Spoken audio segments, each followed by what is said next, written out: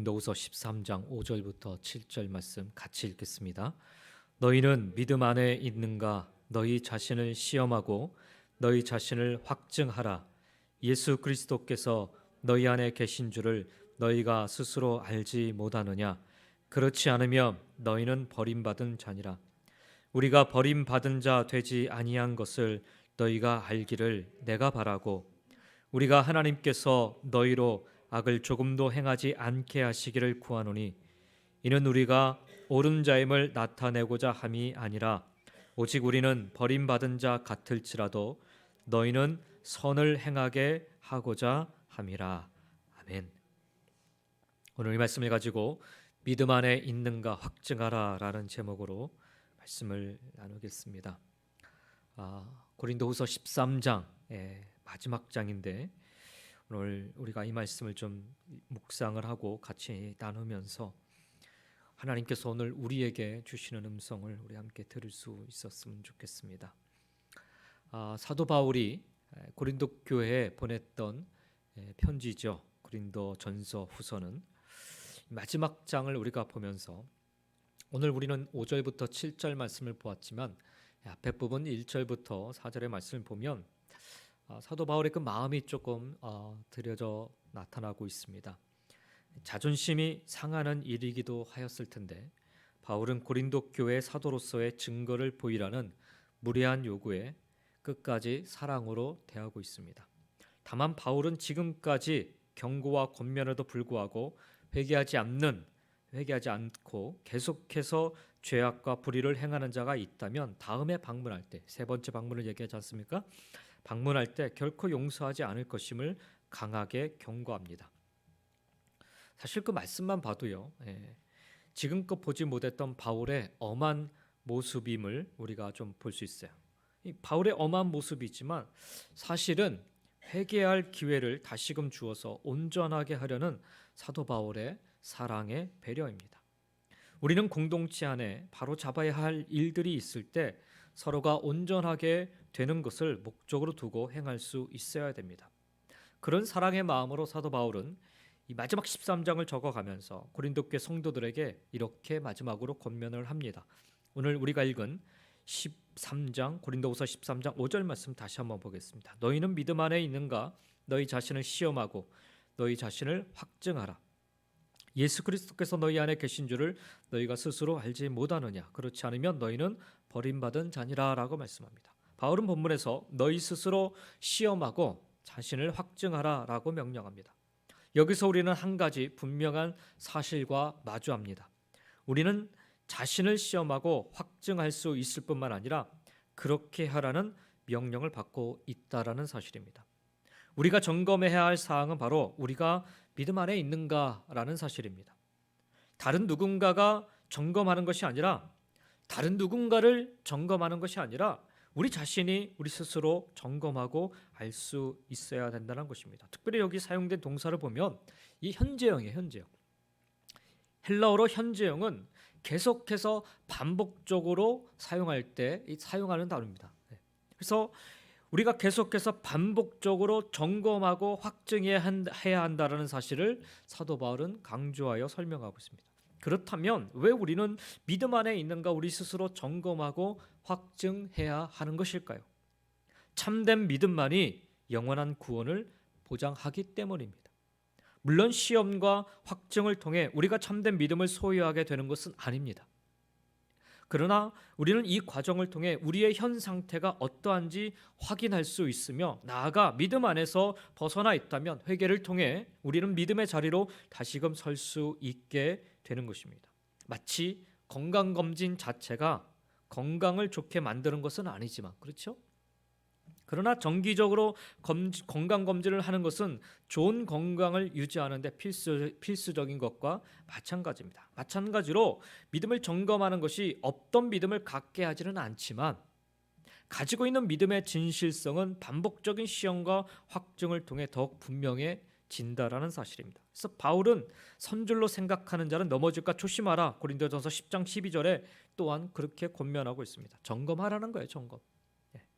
예수님은 열매로 그들을 알라라고 마태복음 7장 20절에 말씀하셨어요. 믿음 안에 있는 자는 맺는 열매가 다르다는 거예요. 믿음이 있다라고 말하는 것은 누구나 할 수 있습니다. 타락한 천사도 하나님이 한 분이신 줄 믿고 두려워한다라고 야고보서 2장에 보면 나와 있어요. 그러나 열매 없는 그들의 믿음은 참된 믿음이 아닌 것입니다. 그들은 참된 믿음 밖에 있습니다. 바울은 이어서 예수 그리스도께서 너희 안에 계신 줄을 너희가 스스로 알지 못하느냐. 고린도후서 13장 5절에 그렇게 얘기하고 예수 그리스도께서 너희 안에 계신 줄을 너희가 스스로 알지 못하냐라고 묻습니다. 다시 말하면 우리가 그것을 당연히 알아야 한다는 거예요. 믿는다면, 믿음의 사람이라면 당연히 알아야 한다는 거예요. 만일 그렇지 않으면 우리는 버림받은 자라는 거예요. 믿음 밖에 있는 자라는 뜻입니다. 인자의 날에 준비되지 못한 자로 심판을 받을 자라는 말씀입니다. 에베소서 2장 3절의 말씀에 의거할 것 같으면 진노의 자녀가 되는 것입니다. 그렇다면 바울은 자기 자신이 믿음 안에 있는 자라고 생각할까요? 6절 말씀에 보면 그 대답이 나오죠. 6절에 보니까 우리가 버림받은 자 되지 아니한 것을 너희가 알기를 내가 바라고 라고 얘기합니다. 여기서 우리라고 하는 것은 바울과 디모데를 포함한 믿음 안에 있는 성도들을 가리킵니다. 우리가 앞서 말한 그 시험을 통과하여 믿음 안에 있다는 사실이 확증된 것을 너희가 안다라고 말하고 있는 것입니다. 바울이 자랑하려고 이런 말을 하는 것일까요? 바리새인처럼 겉으로 잘 짜여진 종교적인 삶을 살면서 야, 이 정도는 살아야 의롭다라고 말할 수 있지라고 거드름 피우는 것일까요?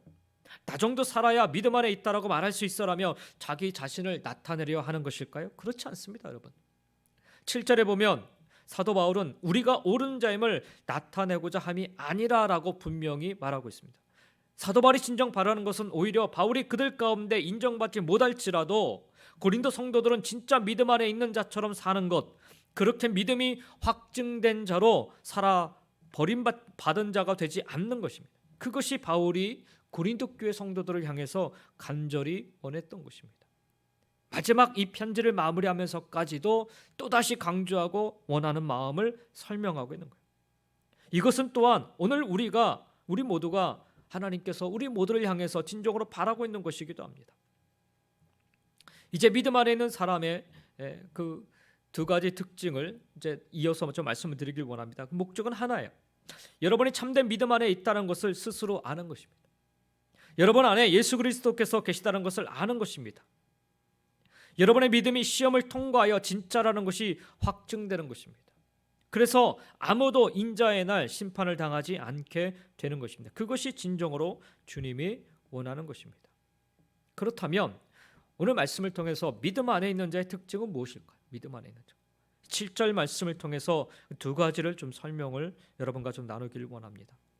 7절에 나오는 바울의 기도에서 두 가지 구분되는 그러나 분리할 수 없는 특징을 우리는 발견하게 됩니다.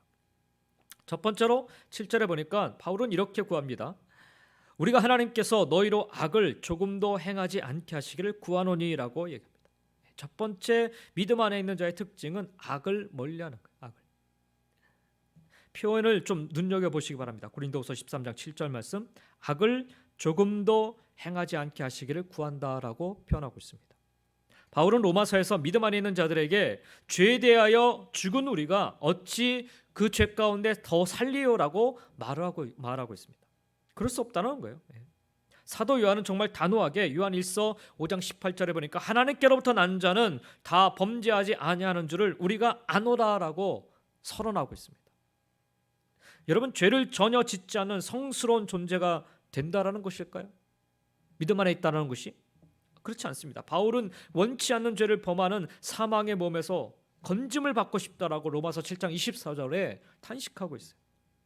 사도 요한 역시 나는 범죄하지 아니하였다라고 말하는 자는 하나님을 거짓말하는 이로 만드는 것이라고 요한 1서 1장 10절에 말씀하세요. 죄를 절대로 지을 수 없는 완벽한 상태에 이르렀다라는 말은 결코 아닙니다. 하지만 그렇다 해서 죄를 짓는 것이 당연하거나 자연스럽다라고 말해서도 안 된다는 거예요. 믿음 안에 있는 사람은 죄를 미워합니다. 그래서 죄를 멀리합니다. 오히려 그것이 믿음 안에 있는 사람의 자연스럽고 당연한 모습입니다. 솔로몬은 잠언 8장 13절에 보니까 잠언을 통해서 여호와를 경외하는 것은 악을 미워하는 것이다 라고 말씀하고 있습니다. 빛이신 하나님을 믿는 믿음 안에 있으면서 어둠을 미워하지 않을 수 없습니다. 바울은 그래서 죄를 짓지 말라라고 명령하면서 그 명령을 주는 이유에 관해서 하나님을 알지 못하는 자가 있기로 내가 너희를 부끄럽게 하기 위하여 말하노라라고 이야기합니다. 죄를 짓는 것은 하나님을 아는 자가 행할 일이 아니라는 것입니다. 사도 요한은 한 발 더 나아가 요한일서 3장 8절에 보니까 죄를 짓는 자는 마귀에 속한 자다라고 얘기합니다. 이런 성경적 진리를 우리가 접하면서 여러분 이거 너무 빡빡한 거 아닌가라는 그런 생각이 들 수 있을지 모르겠어요. 사람이 어떻게 죄를 짓지 않을 수 있어라고 생각하면서 연약한 사람은 죄를 지을 수밖에 없다라고 그렇게 당연시 여길 수가 있어요. 하지만 여러분 성경은 단 한 번도 죄를 당연하고 자연스러운 것으로 소개하지 않습니다. 그 진리예요. 물론 믿음 밖에 있는 사람에겐 이게 자연스럽고 당연한 일이에요. 그들은 죄의 종이기 때문에 그렇습니다. 하지만 예수 그리스도의 보혈로 모든 죄에서 사함을 입은 자들, 그래서 그 예수 그리스도를 믿는 믿음 안에 있는 사람들에게 죄는 우리 구세주를 십자가에 못 박은 더럽고 추악하고 가증스러운 거예요. 그런데 어찌 우리가 그 죄를 자연스럽고 당연한 듯 저지를 수 있겠느냐는 거예요. 어쩌면 여러분은 아주 사소한 죄는 여기 포함되지 않는 것이라 생각할 수 있습니다. 예를 들면 신호등을 어기거나 형제나 이웃을 미워하거나 용서하지 못하고 오래 화해하지 않는 것 등 형제 자매끼리 파당을 만들고 나뉘고 우리는 그렇지 않지만은 술과 마약과 노름과 섹스 등에 중독되어 있는 것은 하나님 앞에 죄라는 것은 알지만 적당히 줄여나가도 괜찮은 것이라 생각할지 모릅니다. 이 세상에 사는 동안 내 삶에서 완전히 떼어버릴 수 없는 것이라 생각할 수 있습니다. 하지만 우리는 성경 그 어디에도 그런 느슨하고 나약한 기준을 발견할 수 없습니다. 적당히 용납하고 살라 이런 말씀 없어요. 오히려 히브리서 기자는요, 히브리서 12장 4절에 보니까 죄와 피 흘리기까지 싸워라 이렇게 강력하게 권면합니다. 사도 바울 역시 골로새서 3장 5절에 보니까 땅에 있는 지체를 죽이라 이렇게 표현하고 있어요. 바울의 고백은 누가 이 사망의 몸에서 나를 건져내랴 여기에서 끝나지 않습니다. 로마서 8장 13절에 보니까 영으로서 몸의 행실을 죽이라 이렇게 말씀하고 있습니다. 여러분 우리는 절대로 죄와 친해져서는 안 됩니다. 익숙해져서도 안 됩니다. 죄는 우리를 버림받는 심판의 자리로 끌고 가는 적군이에요, 적군. 그럴 수도 있다라고 말하지 마시고 합니다. 다윗처럼 죄를 지을 수 있지만 그 죄가 드러났을 때 하나님 앞에 죄가 지적받았을 때 상한 심령으로 그 죄를 미워할 수 있어야 돼요. 자연스러운 반응이라고 두둔하지 마시기 바랍니다. 여러분 구약시대 하나님의 제단에 상상 한번 해보세요. 돼지머리를 올려둔다면 얼마나 부자연스러운 일이 되겠습니까? 하지만 오늘날 거룩하신 하나님을 믿는 자의 삶에 하나님이 미워하시는 죄를 담아내는 것만큼 부자연스러운 것은 없어요. 우리가 하나님께 나아갈 때 믿음 안에 있는 자에게 그것은 가증스럽고 혐오스러운 죄인 것입니다. 사랑의 주님이 그 죄로 인해서 죽으셨지 않습니까? 생각해 보십시오. 우리가 사랑하는 부모가 내 죄로 인해서 만약에 끔찍한 일이지만 손이나 팔을 잃었다라고 생각해 보십시오. 그렇다면 우리는 그 죄를 계속해서 기뻐할 수 있겠어요? 주가 우리 죄로 인해서 목숨을 내어 주실 만큼 죄를 우리 삶에서 끊어버리기 원하셨다면 주를 믿는 믿음 안에 있는 우리 역시 죄를 멀리하는 게, 싫어하는 게, 미워하는 게 마땅하지 않겠습니까? 믿음 안에 있다고 입술로 말하면서 죄를 당연하고 자연스러운 것처럼 여기며 즐기는 사람은 절대로 믿음 안에 있는 사람이 아닌 것입니다. 사도 바울이 왜 이 이야기를 꺼내고 있냐면, 마지막에도 다시 한번 또 얘기하냐면 고린도 교회 성도들이요 회개했다는 얘기를 디도로부터 들었지 않습니까? 그런데 정말 회개했다면 그들이 그 죄악된 삶에서 돌이켜야 돼요. 떨어져 나와야 돼요. 끊어내야 돼요. 그런데 적당히 멀리하는 척, 적당히 관계 맺으면서 그냥 품고 가는 척, 이렇게 하고 있는 모습들을 짐작하게 된 거예요. 안 된다는 거죠. 그러니까 여러분, 그렇게 해서는 우리가 믿음 안에 살고 있다는 것이 아니라는 거예요. 여러분, 믿음 안에 있다라고 입술로는 열심히 말하는데 그냥 자연스럽게 즐기고 누리고 그렇게 살아요. 죄를. 그의 삶은 그런 삶은 사람의 삶은 시험에 통과하지 못하고 버림받게 된다라는 것이 사도 바울이 오늘 이야기하고 있는 것입니다. 애써 애둘러 좋게 이해하고 있지만 사실은 강력한 경고예요. 내가 용서하지 않겠다라는 말을 애둘러 표현한 거예요. 버림받은 자라는 거예요. 끝나버린다는 거예요. 그러니 너희 자신을 시험해 보라는 거예요. 확증해 보라는 거예요. 우리도 마찬가지입니다. 여러분, 우리 자신을 시험해 보시기 바랍니다. 죄와 피 흘리기까지 싸워 여러분의 믿음을 확증하시기 바랍니다. 이게 마지막 주님 앞에 서는 우리의 모습이어야 합니다. 사도 바울은 이렇게 말합니다. 고린도전서 9장 20절에 보니까 내가 내 몸을 쳐 복종하게 함은 내가 남에게 전파한 후에 자신이 도리어 버림을 당할까 두려워합니다. 누가 한 얘기예요? 사도 바울이 한 얘기예요. 평생을 하나님 말씀만 쫓아 살아갔던 사도 바울이 지금 고린도 교회 성도들에게 이야기하는 거예요. 나도 내 몸을 쳐서 날마다 복종하며 살아가고 있다라는 거예요. 죄와 내가 싸워 승리하기 위해서 내가 몸부림치고 있다라는 겁니다. 왜요? 이렇게 내가 열심히 복음을 전하고 나서 내가 죄를 내가 미워하지 않고 그렇게 살아서 적당히 살아서 오히려 버림당할까 두렵기 때문이다라는 것을 고백하고 있는 거예요.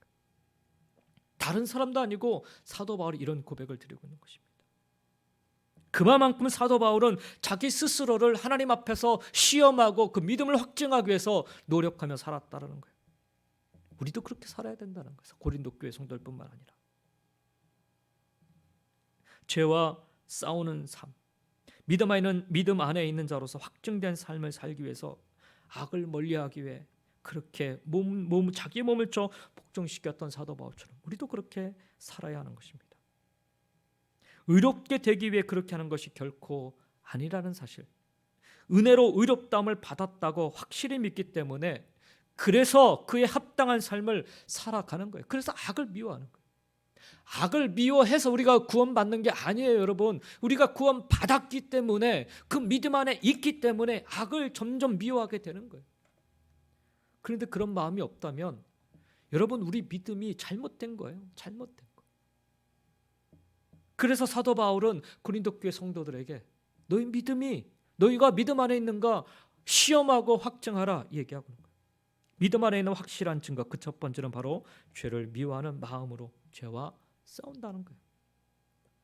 두 번째 특징은 7절 마지막 부분에 나오는데 너희는 선을 행하게 하고자 함이라라고 말씀합니다. 선을 행하는 거예요. 두 번째 믿음 안에 있는 사람의 특징은 선을 행하는 것입니다. 예수님은 단지 우리의 더러운 옷을 벗어버리게 하려고 우리를 구원하신 것이 아닙니다. 새로운 옷을 입게 하게 하려고 구원하셨어요. 이전에 하나님의 긍휼을 얻지 못한 자였으나 이제는 긍휼을 얻은 자가 되었는데 이는 하나님의 아름다운 덕을 선포하게 하려는 것이라고 베드로전서 2장 9절에 말씀하지 않습니까? 우리의 새로운 삶이 하나님의 영광의 빛을 드러내는 삶이 되어야 한다라는 것입니다. 바로 바울은 우리 삶의 모든 영역이 하나님께 거룩하게 구별된 제물이며 그것을 하나님께 드리는 삶의 영적 예배라고까지 이야기합니다. 바울은 예수님이 우리를 위해 자기 목숨을 내어주신 이유에 대해서 디도서 2장 14절을 보니까 이렇게 얘기해요. 우리를 죄에서 깨끗하게 하시고 선한 일을 열심히 하는 자기 백성이 되게 하려 하심이라라고 말씀해요. 에베소서에서는요 성도를 가리켜서 뭐라고 부르냐면 선한 일을 위해서 지으심을 받은 자라라고 부르고 있습니다. 이것이 믿음 안에 있는 자의 분명한 특징인 것입니다. 선을 행하는 것. 먹든지 마시든지 무엇을 하든지 다 하나님의 영광을 위해 하나님의 뜻대로 하는 것을 뜻합니다. 우리는 이러한 가르침을 성경 전반에 걸쳐서 살펴볼 수 있습니다. 구약 성경의 그 복잡한 제사제도, 사회법, 도덕법들을 한번 보십시오. 왜 이렇게 복잡한가요? 분명한 이유가 있습니다. 하나님은 자기 백성, 이스라엘 백성들이 삶의 모든 영역에서 하나님의 거룩함을 나타내는 삶을 살기 원하셨기 때문입니다. 우상을 섬기지 않는 것으로부터 시작해서 이웃집 경계선을 옮기지 않는 것, 공평한 저울추를 사용하는 것, 심지어 문어를 먹지 않는 것까지 하나님에 대한 믿음이 없는 사람과 다르게 살기를 원했어요. 신약 백성 역시 마찬가지입니다. 서신서마다 아주 자세히 기록되어 있지 않습니까? 더러운 말을 너희 입 밖에 내지 말라. 각 사람은 위에 있는 권세에게 복종하라. 친절하게 여기라. 서로 용서하라. 남편에게 순종하라. 아내를 귀히 여기라. 자녀들아 주 안에서 너희 부모에게 순종하라. 아비들아 너희 자녀를 노엽게 하지 말고 주의 교훈과 훈계로 양육하라. 하나님의 뜻은 이것이니 너희의 거룩함이라. 곧 음란을 버리라. 항상 기뻐하라. 쉬지 말고 기도하라. 범사에 감사하라. 서로 사랑하라. 신약 성경에 이렇게 하나님이 기뻐하시는 선한 일이 수없이 기록되어 있습니다. 무엇을 말하는 것일까요? 하나님은 우리 삶 전체가 하나님께 드려지기를 원하신다는 거예요. 예수 그리스도의 형상이 우리 안에 온전히 드러날 때까지 우리를 거룩하게 만들기 원하신다는 거예요. 신학적인 용어로는 성화인 겁니다. 성화. 여러분도 그렇게 되기를 원하십니까? 믿음 안에 있는 자의 특징은 그것을 원한다는, 그렇게 살기를 원한다는 거예요. 단지 선한 일을 행한다는 게 아니라 그렇게 살기를 원하는 거예요. 그렇게 살기를 원하고 그렇게 살기 위해서 힘쓴다는 것입니다. 이게 믿음 안에 있는 자의 특징인 것입니다. 하워드 핸드릭스 목사님이 사람을 세우는 사람이라는 책에서 소개한 간증 하나가 있습니다. 에티오피아 남자였던 완다로에 관한 이야기입니다. 하루는 선교사가 성경을 가지고 이 에티오피아 완다로가 사는 마을에 찾아와서 사탄이 아니라 하나님을 믿어야 한다라고 가르쳤습니다. 완다로는 그 메시지를 듣고서 곧 마을 사람들에게 나는 사탄을 버리고 하나님을 따르겠다라고 선언합니다. 그 마을이 사탄을 숭배하는 마을이었거든요. 그리고 나서 그 선교사님으로부터 침례를 받고 글을 읽는 법을 배운 뒤에 성경을 조금씩 배워나가기 시작했습니다. 성경을 배워가면서 완다로란 사람의 삶은 조금씩 변해가기 시작했습니다. 근데 점점 삶이 좋아졌으면 좋았는데 사실 그렇지 않았어요. 그의 갓난 아들이 열병으로 죽어가게 되었어요. 마을 사람들이 찾아와서 그 중에 이제 심령술사가 찾아와서 마귀에게 제사를, 사탄에게 제사를 드리자. 아픈 사람이 있으면 그렇게 했기 때문에 그렇게 얘기했지만 완다로는 자기가 아들을 사랑하지만 사탄에게 제사를 하지 않겠다라고 거절합니다. 결국 아이는 죽었고 마을 사람들은 관습대로 의식을 시작했습니다. 소리를 지르고 울고 자기 살을 베면서 사탄에게 죽은 아들이지만 바치려고 하는 거예요. 그 완다로는 그들에게 뛰어가서 소리 질렀다고 합니다. 멈추십시오. 나도 나의 아이가 보고 싶습니다. 그러나 하나님은 내게 죽음에 대해 평화를 주셨습니다. 나는 내 아이가 예수님 품에 안겨서 안전하다고 믿습니다. 1936년에 이탈리아 군대가 이 완다로의 나라를 점령하고 그래서 선교사들은 다 추방되는 일이 있었습니다. 그 마을에 완다로를 포함한 48명의 믿는 자가 남아 있게 되었다고 합니다. 침략자들과 그들을 동조하는 에티오피아 사람들은 단 한 명의 그 믿는 신자를 용납할 수 없다. 그래서 아주 극심한 핍박을 가하기 시작했다고 합니다. 그리스도인들은 체포되고 구타당하고 모든 재산은 몰수당했습니다. 교회도 다 불타버렸어요. 하지만 그럴수록 이 완다로와 또 그와 함께하는 신자들은 더 열심히 복음을 전했고 더 많은 사람들이 믿음 안으로 들어오게 되었다고 합니다. 결국 도게사라는 정부 관리가 이 완다로를 본보기로 삼아서 교회를 말살해야 되겠다 이런 작정을 하게 돼요. 그래서 도게사는 교회 건물을 파괴하고 완다로를 체포하여 마을 한가운데서 그를 심하게 매질했다고 합니다. 하나님을 버리라고 협박까지 하면서. 근데 완다로는 나는 절대 그럴 수 없다라고 이야기했다고 합니다. 도게사는 마을 사람들에게 이 완다로의 말을 따르지 말라. 이자가 묶여있는 거 보이지 않느냐. 그의 교회에도 가지 말라. 그 교회를 불태울 것이다. 이렇게 협박했다고 합니다. 그때 완다로는 동일하게 소리쳤다고 합니다. 이 밧줄은 마지막 심판이 아닙니다. 여러분, 이것은 그저 사람이 나를 묶은 것에 불과합니다. 여러분, 예수 그리스도를 믿으십시오. 그러면 당신들은 죄에서 해방될 것입니다. 그 매질당하는 그 순간에도 그렇게 외쳤대요. 여러 번 매질을 당하고 남자 5이 그를 3시간 동안 때렸다고 합니다. 나중에는 대나무로 만든 우리에 가두고 1년 동안 그렇게 감금 상태로 지내게 되었다고 합니다. 그러다가 무슨 일이었는지 어느 날 완다로는 석방이 되었대요. 석방된 날 그가 가장 먼저 한 일이 무엇인지 아십니까? 다른 그리스도인들을 모아서 자기를 그렇게 매질하고 핍박하고 가두고 그렇게 모진 고문을 했던 그 정부 관료였던 도게사의 밭으로 가서 그의 추수를 도왔다고 합니다. 이 사람이 완다로가 풀려난 첫날 행했던 일입니다. 1942년에 선교사가 다시 입국 허가를 받아서 돌아왔을 때 그곳에는 약 10,000명의 그리스도인들이 그 선교사님을 맞이하게 되었다고 합니다. 선교사님이 떠났을 때 48명이었던 그 마을에, 그 지역에 10,000명의 그리스도인들이 생겨나게 된 거예요. 그리스도의 그 선한 삶, 악을 악으로 갚지 않고 선으로 악을 이기는 삶, 원망하지 않고 불평하지 않고 항상 기뻐하고 감사하며 기도하는 삶, 정부에 순종하면서도 진리를 외치는 삶, 그것이 수많은 열매를 맺게 한 것입니다. 믿음 안에 있는 사람은 선한 일을 열심히 행하여 하나님의 영광을 주위에 비추는 삶을 살아야 되는 것입니다. 그래서 그들이 하나님께 돌아오게 만든 거예요. 하워드 핸드리스 목사님이 이 간증을 하시고 나서 이렇게 질문합니다. 얼마나 많은 사람이 당신의 삶을 지켜본 결과 그리스도를 믿을 수밖에 없게 되었는지요. 저와 여러분에게 한번 스스로 자문해 보시기 바랍니다. 저는 50을 살았어요. 여기 저보다 많이 사신 분들 있지 않습니까?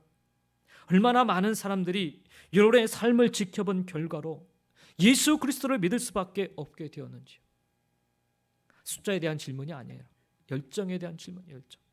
여러분은 얼마나 열심히 선한 일을 행하고 있습니까? 믿음 안에 있는 자는 선한 일을 행하는 자입니다. 그리고 그 열매가 나타나야 되는 거예요. 이게 믿음 안에 있는 자의 모습인 것입니다. 특징인 것입니다. 마지막으로 가장 중요한 한 가지 더 특징을 한 가지 더 말씀을 드리겠습니다. 믿음 밖에 있는 사람도 여러분 죄책감을 가질 수 있어요. 가룟 유다는 예수님을 팔고 나서 죄책감에 시달리다가 자기 목숨을 끊었지 않습니까? 믿음 밖에 있는 사람도요, 선을 행할 수 있습니다. 바리새인처럼 법대로, 율법대로 산 사람 그렇게 흔치 않습니다. 하지만 그들만큼 예수님의 저주를 많이 받은 사람도 없습니다. 악을 멀리하고 선을 행하는 것을 진짜 믿음 안에 있는 증거가 되게 하는 것은요, 세 번째 특징이 따라와야 돼요. 그게 뭐냐면 예수 그리스도를 사랑하는 거예요. 사도 바울은 5절에서 이렇게 이야기하고 있습니다. 예수 그리스도께서 너희 안에 계신 줄을 너희가 스스로 알지 못하느냐? 그렇지 않으면 너희는 버림받은 자니라 라고 말씀합니다. 이것이 핵심입니다. 우리 안에 예수 그리스도께서 계신 거예요. 우리는 그냥 악을 멀리해야 하니까 죄와 싸우는 것이 아닙니다. 우리 안에 우리가 사랑하는 주님이 죄를 미워하시기 때문에 그래서 죄를 멀리하는 거예요. 우리는 단지 선을 행해야 하니까 그것으로 뭔가 하나님의 은혜를 얻어내려고 선을 행하는 것이 아닙니다. 예수님은 나를 사랑하면 내 계명을 지킬 것이라 말씀하셨습니다. 그래서 우리 안에 계신 예수님을 사랑하기 때문에 그분의 말씀에 귀를 기울이고 그분 말씀을 따르는 것입니다. 보세요. 예수님은 가룟 유다에게 묻지 않으셨던 질문을 베드로에게 3번 물으십니다. 네가 나를 사랑하느냐? 네가 나를 사랑하느냐? 네가 나를 사랑하느냐? 믿음 안에 있는 사람은 늘 이렇게 대답하며 사는 사람입니다. 예수님, 제가 주님을 사랑합니다. 진정으로 주님을 사랑합니다.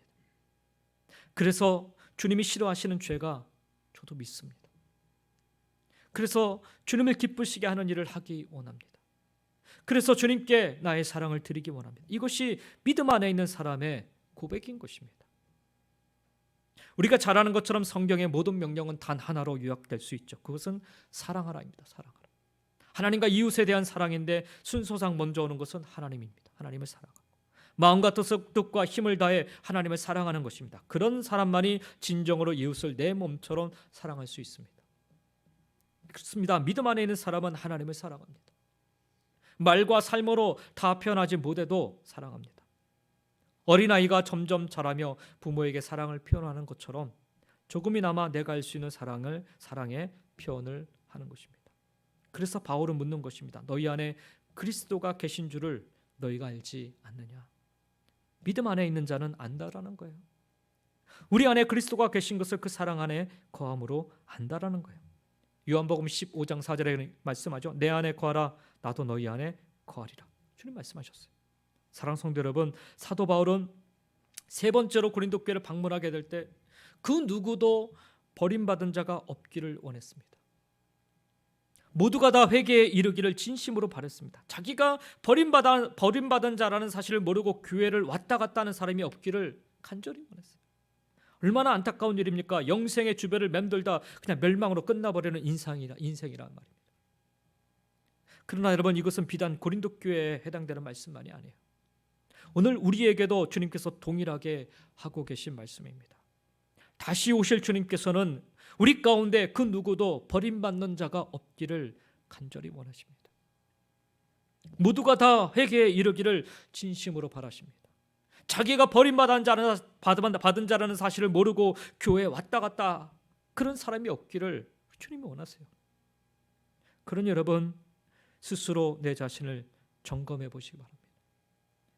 우리의 믿음을 시험해 보고 확증해 보시기 바랍니다. 믿음 안에 있는가 스스로 물어보시기 바랍니다. 악을 미워하고 악을 멀리하는 삶을 살고 있는가?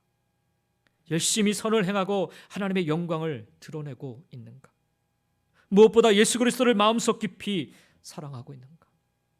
그 사랑으로 주님이 내 안에 계시기 때문에 악을 멀리하고 내가 선을 행하려 간절히 원하며 오늘 살아가고 있는가? 그렇지 않다면 오늘 사도 바울이 이야기하고 있는 것처럼 버림받은 자입니다. 버림받은 자. 인자의 날, 예수님께서 경고하는 무서운 진노는 어느 날 갑자기 덮칠 것입니다. 이틀 전에 터키 땅에 덮친 지진을 보면서 참 많은 생각을 하게 되었습니다. 금년에 우리가 터키에 있는 선교사님을 후원하기로 그렇게 결정했지 않습니까? 그리고서는 이제 마음이 저도 터키 쪽에 많이 가 있는데, 이틀 전에 현지 시각 새벽 4시에 갑자기 땅이 흔들리더니 많은 건물들이 주저앉고 말았어요. 그냥 폭삭 주저앉았죠. 고층 아파트. 그래서 더 많은 희생자가 나왔다고 합니다. 계속 사진들이 올라오는데 차마 너무너무 가슴이 아파서 보기 어려운 그런 사진들이 계속 올라오더라고요. 아주 깊은 잠에 모두가 다 빠져있는 순간에 지진이 났기 때문에 더 많은 희생자가 나왔대요. 우리 주님 오실 날도 바로 그와 같다고 하셨어요. 우리가 함께 모여 예배 드리는 순간에 오시면 참 좋겠지만 그러나 장담할 수 없습니다. 내가 잠깐 한눈판 사이에 오실 수 있습니다. 오늘 나의 감정을 상하게 하였다고 하여 그 사람을 미워하고 용서하지 못하는 그 순간에 우리 주님이 오실 수 있습니다. 신앙의 나태함에 빠져 조금 쉬자 하는 그 순간에 우리 주님이 오실 수 있습니다. 터키 땅에 덮친 지진, 아무도 예측하지 못했습니다. 지진이 나고 나니 강도 7.8이었네. 진앙지가 지표면과 가까웠었네. 80년 만에 일어난 대참사네. 내진에 전혀 준비 안 된 건물들이었네 하며 수많은 진단들이 쏟아져 나오고 있었습니다. 그러나 이미 늦었지 않습니까? 우리 신앙도 마찬가지입니다. 우리 신앙도. 더 늦기 전에 후회하지 않도록 너희는 믿음 안에 있는가? 너희 자신을 시험하고 너희 자신을 확증하라. 이 말씀을 우리가 붙잡기를 원합니다. 혹 믿음의 길에서 벗어나 있다면, 혹 믿음의 길에서 벗어나려는 조짐이 보인다면, 그리하여 악의 자리를 즐기거나 악의 자리에 오히려 편안해하고 있다면 돌이켜야 됩니다. 도망쳐야 됩니다. 지금 가고 있는 그 길에서 회개해야 합니다. 머뭇머뭇거리다가는 여러분 그냥 폭삭 망할 수밖에 없어요. 하나님께로 피해야 됩니다. 지금 우리와 함께하는 하나님을 바라보며, 오늘 우리에게 구원을 주시는 그 하나님을 바라보며 믿음 밖에서 믿음 안으로 들어가야 되는 것입니다. 우리 주님은 오늘도 저와 여러분이 구원을 받으며 진리를 아는 데 이르기를 간절히 원하십니다. 버림받은 자의 인생이 아니라 구원받은 자의 삶을 살아내는 저와 여러분 모두가 다 되시기를 예수님의 이름으로 간절히 축원드립니다. 기도하겠습니다.